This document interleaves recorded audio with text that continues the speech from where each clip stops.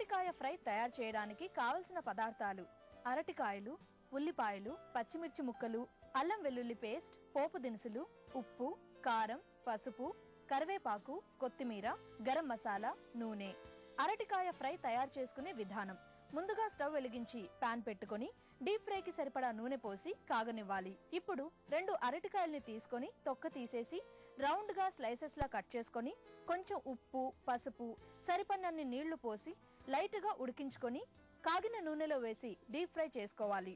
తర్వాత మరొక స్టవ్ పై బాండి పెట్టుకొని 3 టీ స్పూన్ల నూనె వేసి కాగాక కొద్దిగా పోపు గింజలు వేసి వేయించి, కరివేపాకు, 1 కప్పు ఉల్లిపాయ పేస్ట్ వేసి వేయించి, పచ్చిమిర్చి ముక్కలు, 1 టీ స్పూన్ అల్లం వెల్లుల్లి పేస్ట్, కొద్దిగా ఉప్పు, 1.5 టీ స్పూన్ కారం, 1/2 టీ స్పూన్ గరం మసాలా వేసి కలుపుకొని వేయించిన అరటికాయ ముక్కలు వేసి 5 నిమిషాలు వేయించి ప్లేట్లోకి తీసుకొని కొత్తిమీర వేయాలి. అంతే, ఎంతో రుచిగా ఉండే అరటికాయ ఫ్రై రెడీ.